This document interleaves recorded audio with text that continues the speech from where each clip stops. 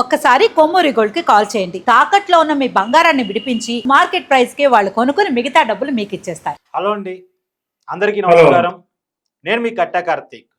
Maharashtra deputy CM Ajit Pawar charter ఫ్లైట్కు ఏర్పడ్డ ప్రమాదంలో చనిపోవటం అనేటువంటిది నిజంగా చాలా బాధాకరం. ఈ విమాన ప్రమాదానికి ఉన్న కారణాలు ఏంటి? సహజంగా అందరూ చెప్పేది టెక్నికల్ ప్రాబ్లం అని. టెక్నికల్ ప్రాబ్లం అని చెప్పడం చాలా ఈజీ, కానీ ఎందుకు ఈ టెక్నికల్ ప్రాబ్లం ఏర్పడింది? గతంలో మనకున్న అనుభవం, ఆంధ్రప్రదేశ్ ఉమ్మడి రాష్ట్ర ముఖ్యమంత్రి డాక్టర్ వైఎస్ రాజశేఖర్ రెడ్డి గారు 2009 సెప్టెంబర్ 2వ తారీఖున హెలికాప్టర్ ప్రమాదంలో చనిపోయారు. వాతావరణ ప్రతికూలత, సాంకేతిక కారణాలు రకరకాలని చెప్పారు. ఇప్పటికీ కూడా దాని మీద ఇంకా సరైన క్లారిటీ లేదు. తర్వాత మొన్న మధ్య చాలా పెద్ద విమాన ప్రమాదం, అహ్మదాబాద్ నుంచి లండన్ వెళుతున్నటువంటి ఫ్లైట్ గాల్లోకి ఎగిరిన నిమిషాల వ్యవధిలోనే ప్రమాదానికి గురైన విషయం అందరికీ తెలిసింది. అసలు ఎందుకు ఇలా ప్రమాదాలకు గురవుతున్నాయి? అందులోనూ వీఐపీలు ప్రయాణిస్తున్నప్పుడు చాలా జాగ్రత్తలు తీసుకుంటారు. మరి అన్ని జాగ్రత్తలు తీసుకున్న తర్వాత కూడా 1-2 సార్లు క్రాస్ చెక్ చేసుకున్న తర్వాత కూడా ఇలాంటి ప్రాబ్లమ్స్ రావడానికి ఉన్న కారణాలు ఏంటి మాట్లాడుకునేటువంటి ప్రయత్నం చేద్దాం. దీని మీద అవగాహన ఉన్నటువంటి ఎయిర్ ఫోర్స్ మాజీ అధికారి బాబురావు గారు నాతో ఉన్నారు. నమస్కారం. నమస్తే. నమస్తే అండి సార్. ఈ రోజు జరిగిన ప్రమాదాన్ని మీరు వినే ఉంటారు. కారణాలు ఏమై ఉండొచ్చు అని మీరు అంటారు? జనరల్గా హెలికాప్టర్స్ అండి 2 రకాలు ఉన్నాయి. ఒకటి సింగిల్ ఇంజిన్ హెలికాప్టర్, ఒకటి double engine helicopter. Single engine హెలికాప్టర్లో ఎక్కువగా క్రాషెస్ జరుగుతున్నాయి. డబుల్ ఇంజిన్ హెలికాప్టర్ ఉన్నప్పుడు దాంట్లో లేటెస్ట్ హెలికాప్టర్స్ అన్నీ కూడా లేటెస్ట్ టెక్నాలజీతో వాడుతున్నారు. కాబట్టి ఇప్పుడు ప్రస్తుతం ఈ లేటెస్ట్ హెలికాప్టర్స్ వాడుతున్నటువంటి వాళ్ళకి యాక్సిడెంట్స్ తగ్గినాయి. కానీ ఎప్పుడైనా సరే ఏ ఎయిర్క్రాఫ్ట్ అయినా సరే, అది విమానం అయినా హెలికాప్టర్ అయినా, టేక్ ఆఫ్ అవ్వబోయే ముందు కంప్లీట్గా దాన్ని టెక్నీషియన్ టెస్ట్ చేయాలి. టెక్నీషియన్ టెస్ట్ చేసిన తర్వాత పైలట్ దాన్ని మళ్ళీ సెకండ్ చెక్ చూసుకోవాలి. ఇద్దరు ఓకే అని సంతకాలు పెట్టుకుని రిజిస్టర్లో, then only they are supposed to take off. ఇది జరిగిందా లేదా, ఈ హెలికాప్టర్ ఎప్పుడుది, ఎన్ని గంటలు ఫ్లై అయింది, హెలికాప్టర్కి లిమిటేషన్ ఉంటుంది. చార్టర్ ఫ్లైట్ అయితే అవును సార్. యా, చార్టర్ ఫ్లైట్ అయినా కానీ దానికి కూడా ఈ రూల్స్ అన్నిటికీ ఒకటేనండి. సో ఎప్పుడుది ఈ ఫ్లైట్, ఎన్ని గంటలు ఫ్లై అయింది, పీరియాడికల్ చెకింగ్స్ జరిగినాయా లేదా, పీరియాడికల్ ఇన్స్పెక్షన్స్ అన్ని చేశారా లేదా, దాని తర్వాత ల్యాండింగ్ టైంలో క్రాష్ అయిందని న్యూస్ విన్నా నేను. ల్యాండింగ్ టైం జనరల్గా క్రాష్ అవడానికి కారణాలు ఒకటి వెదర్ కండిషన్స్ ఒకటైతే, రెండవది టెక్నికల్ ప్రాబ్లమ్స్. ఈ టెక్నికల్ ప్రాబ్లమ్స్ రావటానికి కారణం కేవలం మెయింటెనెన్స్ మీదే డిపెండ్ అవుతుంది. ఇక్కడ వెదర్ కండిషన్స్ ఎట్టి పరిస్థితుల్లోనూ దీన్ని చేయటిలా, వాటి యొక్క ప్రభావం లేదు. ఎందుకంటే ఆల్మోస్ట్ ల్యాండింగ్ స్టేజ్ కి వచ్చిందని విన్నా నేను. ల్యాండింగ్ స్టేజ్ జరిగింది ప్రమాదం. ఎస్, ల్యాండింగ్ స్టేజ్ కి వచ్చింది అంటే weather is not a problem at all.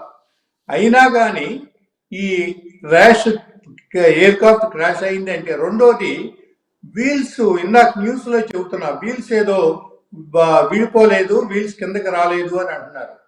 Wheels కిందకి రాకుండా ఎప్పుడు కూడా పైలట్ ల్యాండింగ్ పొజిషన్స్ కి రాడు. అసలు వీల్స్ డెఫినెట్ గా కిందకి రావాల్సిందే, అప్పుడు మాత్రమే తన ల్యాండింగ్ పొజిషన్ కి వస్తాడు. రెండవది, ఈ హెలికాప్టర్ ఈ ఎయిర్క్రాఫ్ట్ యొక్క మెయిన్ గా చూడాల్సింది టెక్నికల్ ప్రాబ్లమే దీనికి మ్యాక్సిమం కారణాలు అయి ఉంటుంది. ఈ టెక్నికల్ ప్రాబ్లంలో యాక్చువల్గా ఏరోప్లేన్ వాడేటప్పుడు కంట్రోలింగ్ స్టిక్ ఉంటుంది. మనకి కార్లో స్టీరింగ్ లాగా దాని కంట్రోలింగ్ స్టిక్ ఉంటుంది. ఈ కంట్రోలింగ్ స్టిక్ కనెక్షన్ మొత్తం ఫెయిల్ అయిపోయింది. ఆ టెక్నికల్ ప్రాబ్లం ఎందుకు జరిగింది, ఎప్పుడు దాన్ని ఇచ్చేశారు, ఈ కంట్రోలింగ్ స్టిక్ ఎందుకు తప్పింది, అందువల్ల అది సడన్ గా రన్వే మీద పడిపోవడం అనేది జరిగింది. దీనికి కారణం ఈ బ్లాక్ బాక్స్ లో డెఫినెట్ గా రిజల్ట్స్ బయటకు వస్తాయి. ఈ బ్లాక్ బాక్స్ వస్తే తప్పితే మనం ఏమీ దీని గురించి మాట్లాడటం కూడా రైట్ కాదు. ఆ బ్లాక్ బాక్స్ నుంచి నిజాలు బయటకు వచ్చిన తర్వాత కారణం ఏంటి అనేది అప్పుడు మాత్రమే తెలుస్తుంది. కానీ ఇటువంటి ఈ చిన్న చిన్న ఫ్లైట్స్ లో కేవలం ఈ మధ్య కాలంలో మెయింటెనెన్స్ తగ్గటం వల్లనే ఈ ప్రాబ్లమ్స్ వస్తున్నాయి. అంటే సార్ ఇక్కడ ఒక కాబట్టి విషయం చెప్పండి, ముఖ్యమంత్రి, డిప్యూటీ ముఖ్యమంత్రి ఆ స్థాయిలో వాళ్ళు ప్రయాణించేటువంటి విమానాలు కావచ్చు, హెలికాప్టర్లు కావచ్చు, లేదా చార్టర్ ఫ్లైట్స్ కావచ్చు, ఇలాంటి వాటికి మెయింటెనెన్స్ ప్రాబ్లం ఉంటుందా? సహజంగా వాటిని బాగానే మెయింటైన్ చేస్తారుగా. సార్ ఈ ఫ్లైట్స్ వాళ్ళు కూడా బయట అద్దెకి తీసుకుని ఉపయోగించే ఫ్లైట్సే. ఓకే. సో బయట కంపెనీకి సంబంధించినటువంటి ఫ్లైట్ ఇది. ఆ కంపెనీ వాళ్ళు దీన్ని ఎప్పుడు చేశారు, పీరియాడికల్ గా చేశారా లేదా, సర్వీసింగ్ అసలు సరిగ్గా జరిగిందా లేదా అనేది బేసిక్ గా ముందు ఫస్ట్ జరగాల్సినటువంటి ఇన్స్పెక్షన్. దాంట్లో పీరియాడికల్ గా చేసినప్పుడు ఎట్టి పరిస్థితుల్లోనూ ఈ సడన్ స్నాక్ డెవలప్ అవటానికి అవకాశాలు చాలా తక్కువ ఉంటాయి. దీని ఎందుకు జరిగింది అనేది సెకండ్ రీజన్ కనిపెట్టేది ఓన్లీ బ్లాక్ బాక్స్ ఓపెన్ చేస్తేనే దాంట్లో రిజల్ట్ బయటకు వస్తుంది. అప్పుడు వరకు ఊహించి మాట్లాడటం అనేది చాలా పొరపాటు. ఎందుకు జరిగింది, ఎలా జరిగింది అనేది హెలికాప్టర్స్కి ఇప్పుడు చిన్న ఫ్లైట్స్కి ఎప్పుడు కూడా ఈ ప్రాబ్లమ్స్ ఉంటానే ఉంటాయి. ఆ ప్రాబ్లమ్స్ దేనివల్ల ఏ పార్ట్ ఫెయిల్ అయ్యింది, ఎందుకు ఫెయిల్ అయ్యింది, కొన్ని పార్ట్స్ విమానంలో కొన్ని గంటలు ఫ్లై అయిన తర్వాత అది సరిగ్గా పనిచేస్తున్నా సరే ఆ పార్ట్ని మార్చేయాల్సిందే, అది రూలు. ఆ మార్చడం అనేది చేశారా లేదా, aircraft fully fit for ఫ్లయింగా కాదా అనేది ముందు తెలుసుకోవాలి. అది తెలుసుకుంటే అప్పుడు then will find out the reason why it has crash. Sir సహజంగా అంతకంటే ఈ నిమిషంలో అంతకంటే ఇంకెక్కువ దీని గురించి మాట్లాడలేమండి అసలు. సార్ వాస్తవంగా విఐపీలు ప్రయాణం చేస్తున్నప్పుడు పైలట్స్, కో పైలట్స్ కూడా వెల్ ట్రైన్డ్ ఉంటారు కదా. వాళ్ళు సహజంగానే కొంత ముందుగానే ప్రాబ్లం ఐడెంటిఫై చేయగలిగిన కెపాసిటీ ఉన్న వాళ్ళు ఉంటారు కదా. అయినా సరే ఈ ప్రాబ్లమ్స్ వస్తున్నాయంటే ఏమనుకోవచ్చు సార్? ఇక్కడ ఆ ఇన్స్పెక్షన్ సరిగ్గా చేశారా లేదా, అది జరిగిందా లేదా. మామూలుగా ఈ మధ్య కాలంలో ఏం చేస్తున్నారంటే గుడ్డిగా ఫ్లై అయిపోతున్నారు. ఈ రకమైనటువంటి ఇన్స్పెక్షన్స్ ముందు చేయటిల్లా. ముందు ఇందాకే చెప్పాను నేను, కొన్ని పార్ట్స్ కొన్ని ఫిక్స్డ్ అవర్స్ అయిన తర్వాత చేంజ్ చేయాలి, అది చేశారా లేదా. దాని తర్వాత ఫ్లయింగ్ ముందు ఎవరు సైన్ చేశారు అండ్ ఏమి ఫైండ్ అవుట్ చేశారు. ఈ పార్ట్స్ టైం అయిపోయినటువంటి పార్ట్స్ని మార్చకుండా అలాగే ఫ్లై అవుతుంటే టేక్ ఆఫ్ అవబోయే ముందు అక్కడ స్నాక్ ఏమీ కనపడదు. ఫిట్ ఫర్ ఫ్లయింగ్ అనే ఎవరైనా రాస్తారో ఎవరైనా సైన్ చేస్తారు. కానీ ఫ్లై అయిన తర్వాత ఈ పార్ట్స్ ఒక్కోసారి సడన్ గా ఫెయిల్ అయిపోతుంది, దాని టైం అయిపోతే. సో ఆ రకమైనది ఏమన్నా జరిగిందా అనేది ఫైండ్ అవుట్ చేయాలి. ఇక్కడ విషయం ఏంటంటే విఐపీనా వివిఐపీనా కాదు, ఇక్కడ ఇక వాడేది ప్రైవేట్ కంపెనీకి సంబంధించినటువంటి ఫ్లైట్స్. వీళ్ళ మెయింటెనెన్స్ ఎంతవరకు పర్ఫెక్ట్ గా ఉంది, ఎంతవరకు ఇచ్చేసారనేది దాని మీద మనం ఆలోచించాలి. ఎవరి ఫ్లైట్ ఏమిటనేది ఈ టైంలో మనకు అవసరం లేదు దాని గురించి. కాబట్టి ఫ్లైట్ మెయింటెనెన్స్ ఎలా ఉంది, ఆ కంపెనీ ఎలా మెయింటైన్ చేస్తుంది, ముందు అసలు ఆ పార్ట్స్ ఎప్పుడు మార్చారో దానివల్ల ఇదేంటి, అక్కడ ఇప్పుడు ఎలా బయటపడుతుందంటే అది బ్లాక్ బాక్స్ ఓపెన్ చేసి చేసినప్పుడు పైలట్ కన్వర్సేషన్ అంతా కూడా దాంట్లో రికార్డ్ అవుతుంది. పైలట్ ఒపీనియన్ ఏంటి, క్రాష్ ముందు పైలట్ ఏమి నోటీస్ చేశారు అనేది కూడా సెకండ్ ఇంపార్టెన్స్ వస్తుంది. కాబట్టి విఐపియా ఈవెన్ మన సిడిఎస్ కూడా ఇదే ప్రమాదం జరిగింది ఊటీ దగ్గర. అలాగే అహ్మదాబాద్లో కూడా ఎయిర్ ఇండియాతో ఇదే ప్రమాదం జరిగింది. కాబట్టి కారణాలు ఏంటి అనేది బ్లాక్ బాక్సే మనకి ఇంతకు ముందు ఇచ్చినాయి, ఇప్పుడు కూడా ఇవ్వాల్సింది ఆ బ్లాక్ బాక్స్ మాత్రమే. దానికోసం వెయిట్ చేయడమే బెటరు.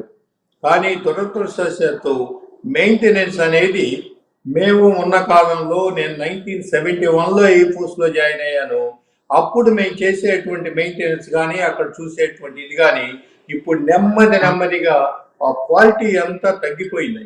సహజంగా పెరగాలి సార్, టెక్నాలజీ పెరిగింది కాబట్టి మెయింటెనెన్స్ కూడా మంచిగా పెరగాలిగా, మరి తగ్గిపోవడం ఏంది? ఎస్, అది ఫాల్ట్ ఎక్కడ ఉన్నదో అది ఫైండ్ అవుట్ చేయాలి. సార్ మెయింటెనెన్స్ వాస్తవానికి అసలు సార్ ఫస్ట్ నాకు ఆఫ్ ఆల్ ఇంకొక మాట ఇది చెప్పండి మెయింటెనెన్స్ వల్ల సార్, ఏమండి? ఒక మాట చెప్పండి.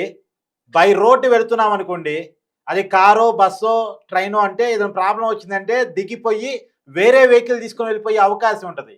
కానీ ఒక్కసారి ఉమ్. ఫ్లై అయిన తర్వాత దాని టెక్నికల్ ప్రాబ్లం వస్తే ఎట్లా షార్ట్ అవుట్ చేసుకోవాలని తప్ప అంటే అక్కడ దిగి వేరే వెహికల్ వెళ్ళటానికి మామూలుగా ఉండదు కదా.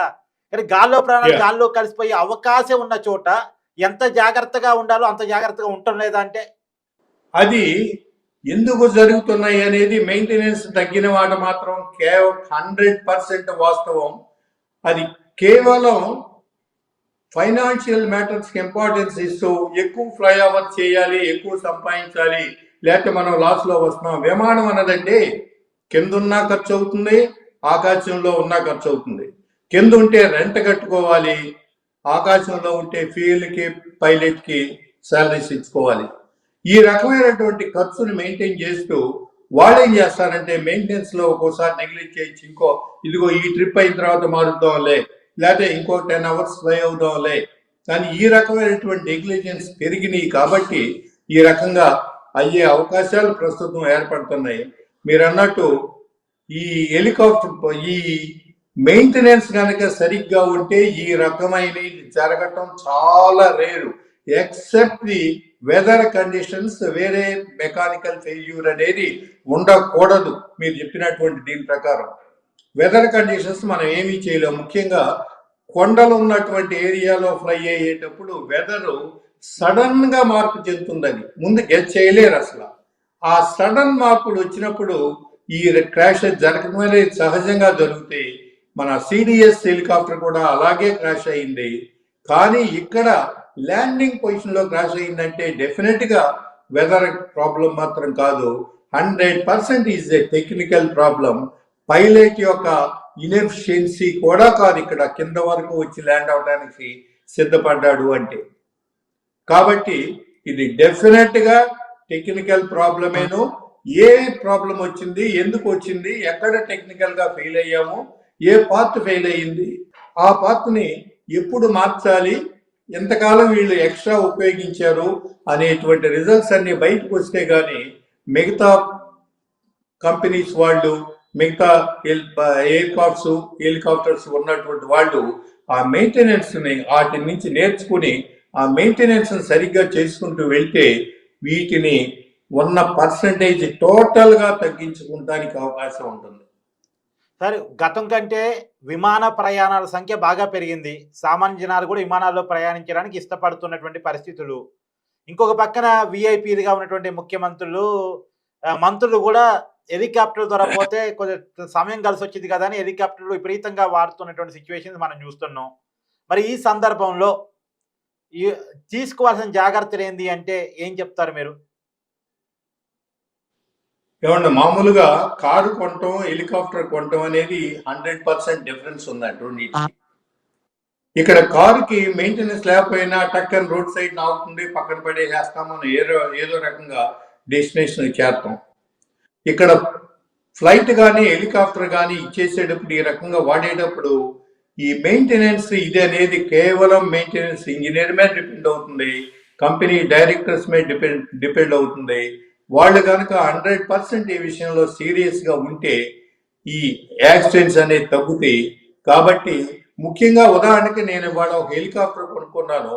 ఆ హెలికాప్టర్ని ఖాళీగా పెట్టలేక ఏదో రకంగా తిప్పాలి అన్న ఉద్దేశంతో తిప్పుతూ సరిగ్గా లాస్ లో రన్ అవుతూ ఈ పార్ట్స్ అని సరిగ్గా టైంకి మార్చలేక సరైనటువంటి ఇది లేకుండా సొంత మనుషులను టెక్నీషియన్స్ గా పెట్టుకుని వాళ్ళతో ఏదో సైన్ చేయించి పంపించేస్తుంటే ఆటోమేటిక్ గా ఇటువంటి జరగడానికి అవకాశం ఉంది. ఈ రకంగా ప్రైవేట్ కంపెనీస్ బాగా పెరిగినాయి. యాక్సిడెంట్స్ ఎక్కువగా ప్రైవేట్ కంపెనీస్ లోనే ఈ జరుగుతున్నాయి, చిన్న ఎయిర్క్రాఫ్ట్స్ కానీ ఈ హెలికాప్టర్స్ కానీ.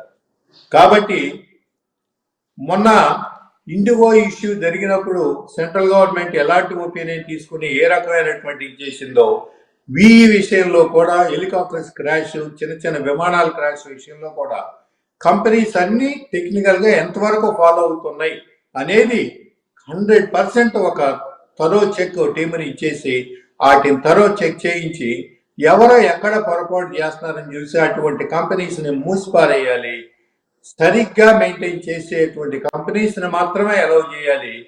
కంపెనీ ఏదైనా హెలికాప్టర్ వాడుకునేటప్పుడు రికమెండ్ చేసినటువంటి కంపెనీస్ నుంచే మీరు హెలికాప్టర్ చిన్న చార్టర్ ఫ్లైట్ వాడుకోండి అని చెప్పేసి ఈ రకమైనటువంటి ప్రెజర్ సెంట్రల్ గవర్నమెంట్ నుంచి రావాలి. ఒక టీం దీని మీద పనిచేయాలి. అప్పుడు మాత్రమే ఇవన్నీ తగ్గడానికి అవకాశాలు ఉంటాయి.